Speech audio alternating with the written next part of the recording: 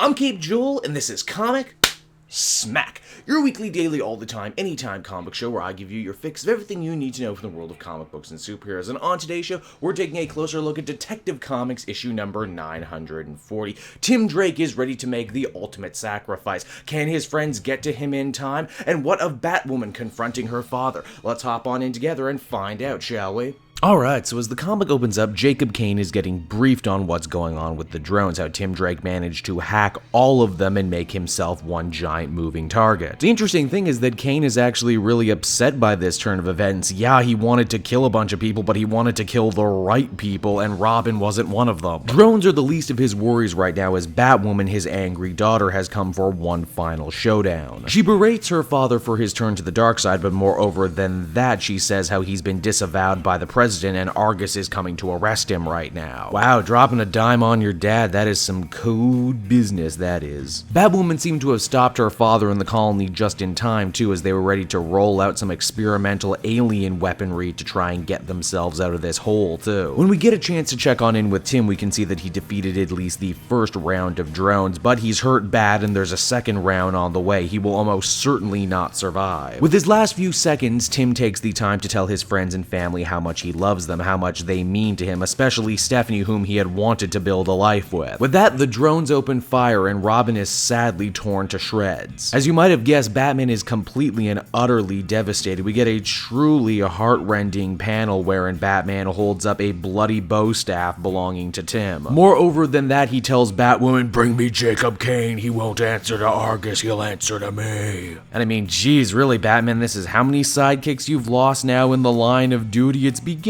to not look good on you, man. Later that night, Batman goes to see Steph in person, as he figures that next to him, she's probably the person suffering the most. It's here Spoiler is forced to drop the bomb that Tim was keeping secret from Batman, and that is that he was accepted to go study in Ivy Town. This is especially brutal because Batman was more or less in the middle of his classic "Tim was a good son, he honored me" speech. But this revelation absolutely and totally guts Batman. It's all the two grieving superheroes can do but embrace each other. Oh, but this isn't the end of the comic, because from there we transition on over to, well, Tim Drake. Ah, yeah, did you really think he was dead? I'm sure if he was going to die, the comics would have made a bigger deal about it. You know, promoted out the yin-yang, be sure to offer a bunch of different covers, you know, really make sure you buy the sucker. No, he's not dead though, just a prisoner. Who took him? Well, that's the most surprising thing, and in fact, it's such a good twist. If you don't want it spoiled for you, skip to the end of the video. The responsible party, as we find out, is actually Mr. Oz, that mysterious cloaked villain who we saw in DC Universe Rebirth and who has been bedeviling Superman in the pages of Action Comics. In fact, as the comic ends, Mr. Oz speaks cryptically about how much people love Tim Drake and how the worlds have become disconnected and that he'll play a part in the things to come. Detective Comics number 940 was one heck of a finale to what was one heck of an opening arc for this new series. It had action, drama, intrigue, high stakes, and what looks to be lasting ramifications on the entirety of the DC universe. It also looked great, and honestly, how much more can you ask for in a comic? Also, I feel pretty safe in saying this, but Detective Comics is the best superhero team book currently on shelves. It's also really nice to see a writer whose work I've enjoyed and championed from day one, James Tynion, succeeding so well here in a book of his own. I would give this one a very strong 9 out of 10. Hey everyone, thanks so much for watching my newest video. I hope you enjoyed it, and while you're here, why not check out another video I have on offer, or